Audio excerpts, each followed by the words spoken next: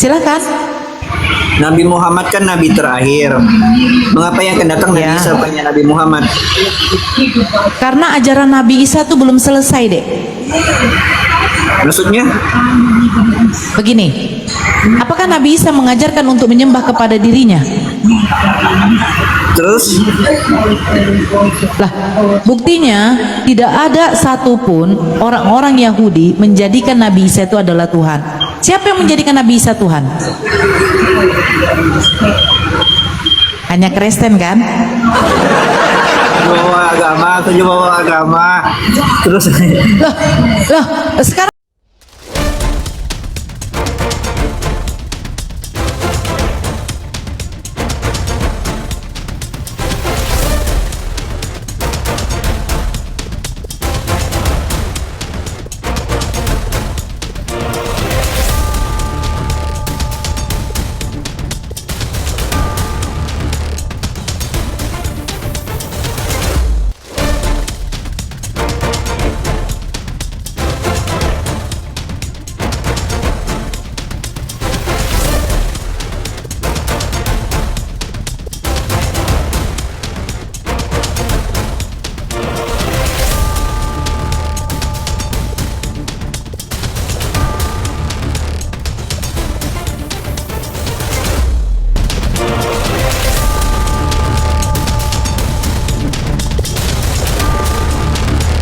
Assalamualaikum warahmatullahi wabarakatuh.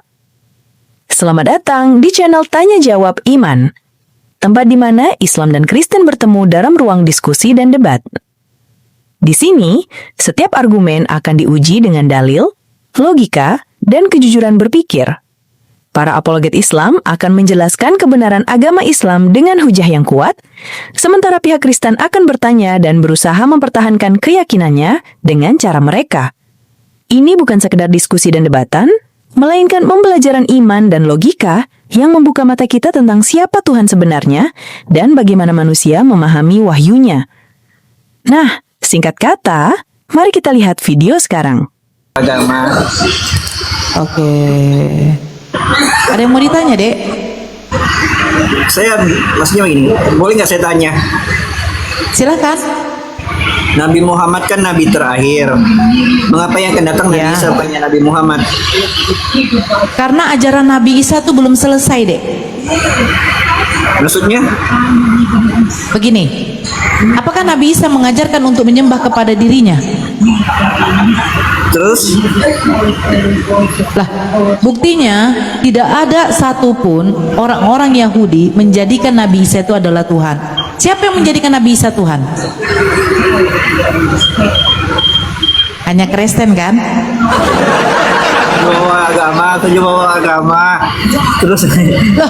Loh, sekarang begini, di dalam Islam, Dek, salah satu tanda-tanda kiamat akhir zaman itu adalah kedatangan Nabi Isa alaihissalam. Kedatangan Nabi Isa alaihissalam itu untuk meneruskan ajaran tauhid yang dimana pada waktu itu belum selesai. Buktinya apa? Sekarang begini, pada waktu Musa diutus oleh Tuhannya ke Bani Israel untuk membawa bangsa Israel keluar dari tanah perbudakan, apakah Musa dijadikan Tuhan? Open cam aja, deh, open cam aja, nggak apa-apa. Open cam aja. Saya jadi sendiri, saya jadi kayak menatap wajahmu di sini lah. Ada merokok, jadi boleh. Ada merokok, Oh, merokok boleh. ya.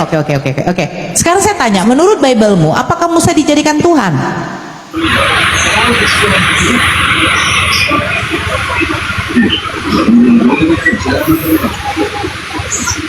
Ada nggak? Tidak ada. Apakah Nabi Isa diutus untuk Bani Israel? Menurut Matius 15 nomor 24, aku diutus hanya untuk domba-domba yang hilang dari umat Israel. Apakah orang Yahudi menerima Yesus sebagai Tuhan? Tidak. Bahkan jangankan sebagai Tuhan, sebagai Mesias saja Yesus ditolak. Nah, sekarang pertanyaannya, Islam mengimani Nabi Muhammad SAW sebagai Nabi penutup. Apakah kami menjadikan beliau Tuhan? Tidak. Tetapi adalah seorang Nabi dan Rasul yang diutus untuk semua manusia dengan membawa Al-Quran. Sekarang pertanyaan saya, yang menjadikan Yesus Tuhan ini siapa? Siapa, Dek?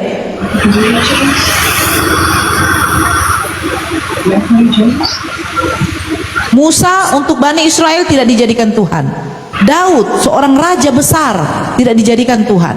Bahkan keturunannya Salomo sampai kepada Saul semua tidak dijadikan Tuhan. Sekarang pertanyaannya, kenapa Yesus dijadikan Tuhan sama Kristen? Nah ini, makanya dia datang untuk meluruskan bahwa dia itu bukanlah Tuhan. Saya tunjukkanlah data sama kamu ya, Dek ya. Saya mau tanya dulu, boleh nggak saya tanya terus? Gak apa-apa, Dek. Silakan bertanya. Malu bertanya sesat di jalan, Dek. Oke, Al-Quran itu Alkitab yang sempurna, kan betul nggak?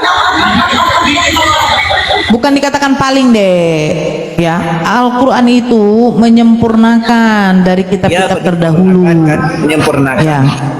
Maaf ya, kami hina agama. Maaf. Kalau Ya, Al-Quran itu silakan. paling sempurna, siapa yang disalibkan itu dan siapa yang diserupakan? Oke, bisa izin mute, Dek. Noise sekali di tempatmu. Oke. Kenapa Al-Quran tidak mencatatkan siapa yang disalibkan, siapa yang diserupakan oleh Allah? Itu bukan sampai seperti itu tujuan, Dek. Allah tidak memberitahukan siapa yang disalibkan. Seandainya ketahuanlah siapa yang disalibkan, terbantahkanlah keimanan Kristen bahwa sebenarnya Yesus itu tidaklah disalibkan. Coba begini, seandainya Al-Quran mencatatkan yang disalibkan adalah si Fulan bin Fulin misalnya namanya ya, pasti orang akan mengecek apa? Mengecek kuburannya dan membenarkan bahwa memang yang disalibkan itu adalah si Fulan ini, bukan Yesus. Apakah masih ada keimanan Kristen bahwa Yesus itu adalah Tuhan yang mati, disalibkan untuk menebus dosa dan bangkit pada hari ketiga? Apakah tetap akan ada keimanan Kristen seperti itu? Tak akan ada, Dek. Karena sudah terbukti ternyata Nabi Isa atau Yesus tidak disalibkan. Paham ya? Seandainya memang Al-Quran mencatatkan yang disalibkan itu bukanlah Yesus, pasti semua sejarawan, arkeolog itu akan meneliti kuburannya. Betul nggak ini bukan Yesus? Ternyata betul, bukan Yesus. Kalau ternyata memang betul bukan Yesus, apakah masih ada keimanan Kristen meyakini Yesus itu adalah Tuhan? Karena apa, Dek? Ketuhanan Yesus, gelar Tuhan kepada Yesus itu diberikan karena proses kematian Yesus dan kebangkitan Yesus. Makanya dikatakan Tuhan kami memang mati, Nor, tapi bangkit lagi. Makanya dia dijadikan Tuhan. Coba baca Roma 14 nomor 9. Sebab itu Kristus mati dan bangkit supaya jadi Tuhan. Roma 14 nomor 9 loh. Kristus itu mati dan bangkit supaya jadi Tuhan. Makanya kenapa tidak dicatatkan? Al-Quran itu bukan kitab sejarah, Dek. Allah ada tujuan dan maksud kenapa tidak dicatatkan. Karena Allah tuh tahu akan terjadi seperti ini. Makanya surat Al-Ikhlas itu diturunkan. Katakanlah Allah itu Esa, Allah itu tidak beranak dan tidak diperanakan. Kenapa ada bunyi ayat seperti itu? Karena ya, setelah Nabi Isa diangkat, akan ada orang-orang yang seperti ini, yang menjadikan makhluk itu adalah Tuhan. Allah itu Maha tahu kok. Bahkan Allah pernah bertanya kepada Nabi Isa, apakah engkau Isa yang mengatakan engkau dan ibumu adalah dua Tuhan selain daripada aku? Ada itu tercatat dalam Al-Quran. Allah udah tahu. Makanya kalau sempat tercatatkan siapa yang nama yang disalibkan, keimanan Kristen yang meyakini Yesus adalah Tuhan terbantahkan. Karena apa? Kalian menjadikan Yesus Tuhan itu karena dia mati, disalibkan untuk menebus dosa kalian, dan dia bangkit pada hari yang ketiga jadi Tuhan dia. Silakan, Dek. Udah kakak apa? Jawab. Silakan. Oh, betul, saya bingung ya di situ ya. Kenapa, Dek? Pantesan saya bingung di situ. Ya iyalah, Dek. Cobalah dek, kalau seandainya memang di Al-Quran dicatatkan ternyata yang disalibkan adalah fulan, misalnya namanya ya, misalnya namanya Zeong bin Zuing, misalnya, itu sejarawan dengan arkeologi itu akan meneliti kuburannya, betul nggak? Pada abad itu, pada abad 1 itu disalibkan itu adalah namanya Zeong, bukan Jesus. Ternyata betul. Nah, jadi apakah tetap Kristen meyakini Yesus Tuhan? Keimanan kalian yang menjadikan Yesus Tuhan karena kematian Yesus dan kebangkitannya. Makanya kalau di dalam Islam itu poin tidak penting deh. Tidak penting kami mengetahui siapa yang diserupakan. Terus pentingnya apa Nora?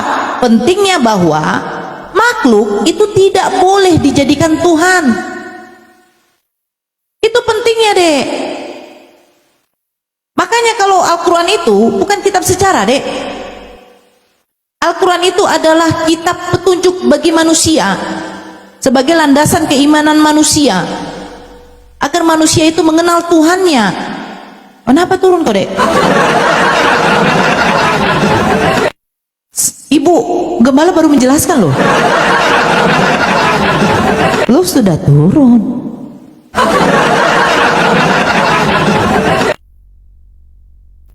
Aduh, Kristen yang naik lah. Ini yang banyak kali yang apa nih? Ini Islam ya. Aduh. Iya. Jadi kalau misalnya Allah memberitahukan siapa yang disalibkan itu, barakallah, Bang Don Bosco. Kalau Allah memberitahukan siapa yang disalibkan itu, terus apa jihad? Apa di sini jihad kita? Iya, apa di sini? Dunia ini adalah tempat mengumpulkan sebagai ladang pahala bagi umat muslim. Ladang pahala loh.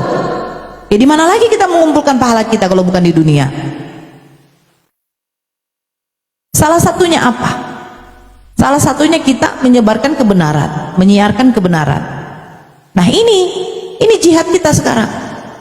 Yang dimana akidah saudara Kristen kita ini betul-betul berantakan. Mereka mengatakan Tuhan itu mau disamakan dengan makhluk.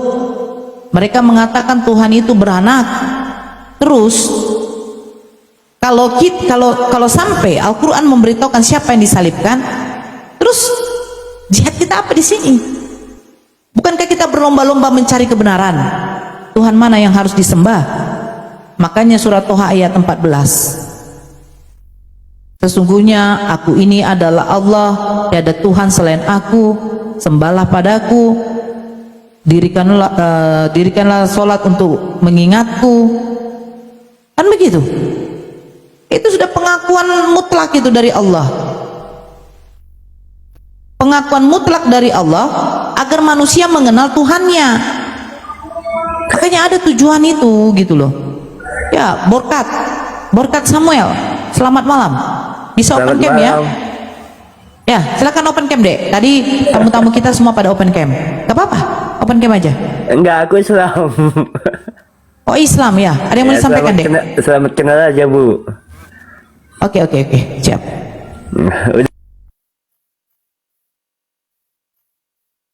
Iya, ya. Makanya manusia ini diberikan oleh Allah itu akal untuk difungsikan.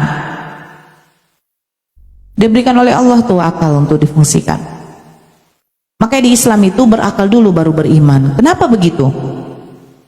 Botol kecap saja bisa kamu jadikan Tuhan. Itu tengok tuh. Orang di India sana, sapi aja dijadikan Tuhan. Bahkan kotoran sapi, urinnya sapi itu dikonsumsi sama mereka. Lihatlah. Iya kan? Padahal penegasan di dalam Al-Quran itu sudah laisa kamitslihi syai'un. Allah itu tidak bisa disamakan dengan makhluknya. Karena apa? Makhluk itu berbatas, dibatasi oleh ruang dan waktu. Manusia bisa mati, manusia lapar, manusia sakit, manusia ngantuk, manusia tidur, bahkan manusia memiliki hasrat birahi. Tidak mungkin Tuhan seperti itu, karena Tuhan yang memberikan itu semua. Nek rumikana, ya. Itu menurut Bunda, bukan menurut saya. Cobalah ya, kamu berpikir dulu. Kalau saya tanya, apa definisi Tuhan? Tuhan itu adalah sesembahan, entitas tertinggi. Entitas tertinggi loh, yang memiliki sifat kemahaan. Maha suci. Berarti dia tidak tersentuh dengan najis.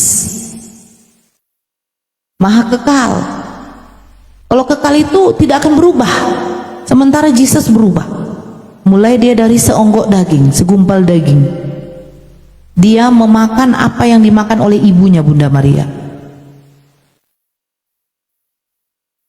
Untuk apa? Untuk bertambah. Ketika berumur 4 bulan kurang, Allah meniupkan ruhnya.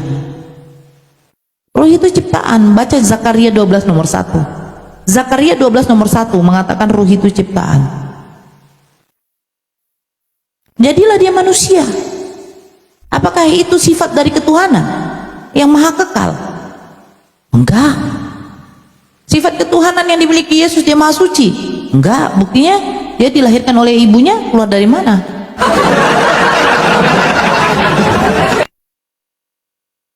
Begitu ya. Sifat ketuhanan itu tidak bisa disematkan kepada manusia. Karena manusia itu terbatas oleh ruang dan waktu. Tuhan tidak dibatasi. Tuhan itu tidak bisa dibatasi. Gitu loh. Sebenarnya saya tuh lagi tidak pengen diskusi sih. Alhamdulillah, diskusi ini mengingatkan kita bahwa perbedaan bukan alasan untuk bermusuhan, tetapi kesempatan untuk saling memahami. Kita boleh berbeda dalam keyakinan, tetapi semua manusia sama dalam pencarian akan kebenaran dan kedamaian.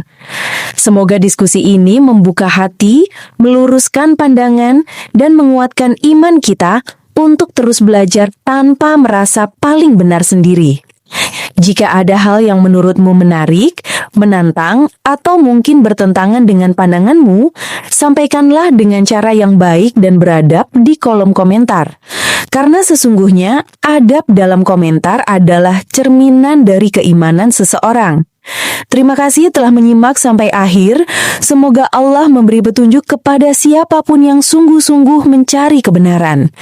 Sampai ketemu lagi dan tunggu video selanjutnya diskusi dan debat apologetik Islam dengan oknum Kristen lainnya.